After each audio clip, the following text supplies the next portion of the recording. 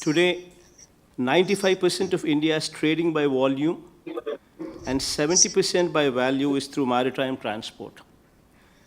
Indian ports handled approximately 1.2 billion metric tons of cargo traffic in the year 2019-20. And much required policy reforms like 100% FDI, Make in India, Sagarmala, and Bharatmala have been introduced to ensure exponential growth in the sector. I'm sure that Maritime India Vision 2030 document would certainly stand as a testament to the government's commitment in this regard. Sir, I believe that the importance of blue economy in a nation's growth story extends much beyond the maritime trade and the export-import statistics. The true value of blue economy is unlocked only when all the allied sectors, which are directly and indirectly dependent on the oceans, such as aquaculture, maritime and coastal tourism, chemical and biotechnological exploration, shipbuilding, and other port-related industries also mature enough to provide sustainable employment and growth opportunities. The draft of the first ever national fishing policy released by the Government of India in September 2020 is an example of several such solid steps taken in this direction. Honorable Prime Minister, Sir, drawing inspiration from your focused agenda to take India's maritime economy to the next level, Andhra Pradesh state government has taken up a lot of transformative steps to leverage its coastal line of 974 kilometers, which is the second longest in India and the longest on the eastern coast of the country, sir. Today, I am proud to say that Andhra Pradesh is ranked number 1 in the country in Ease of Doing Business Rankings 2020, released by the Ministry of Commerce and Industry, Government of India. See, one of the factors, sir, that contributed to this achievement is the state government's consistent efforts in developing port infrastructure, support ecosystem, and encouraging port-led industrialization.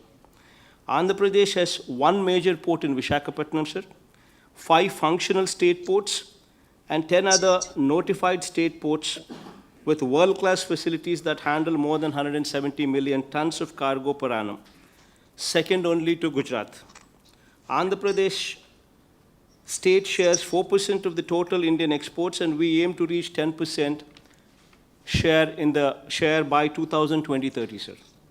In recent times, several industrial nodes have come up in the state with ports as the focal point for development to further unlock the potential offered by the long coastline of AP.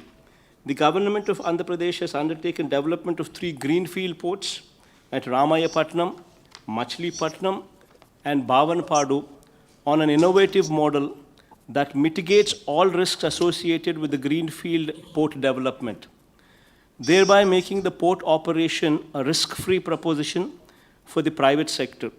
After the development of the port by the government, the operator of the port would be selected on competitive bidding basis, ensuring maximum revenue realization for the government and providing risk-free investment opportunity to the investor. These all-weather, deep-drafted ports are all set to be operational by 2020-23, creating an additional capacity of at least 100 million tons of cargo per annum in the short term, with the potential to grow leaps and bounds in the long term. In order to ensure that the ports operate at their fullest capacities, the state government has consciously taken steps to attract large investments in the sectors ranging from manufacturing, petrochemicals, food processing, pharmaceuticals, etc., which are port dependent. The state government, with the support of the Government of India, while promoting skilling by establishing an aqua university, has also undertaken the development of 8 fishing harbors, establishment of testing labs and cold chain facilities to provide better ecosystem for the aquaculture, thereby increasing the share of aqua-related cargo from the ports.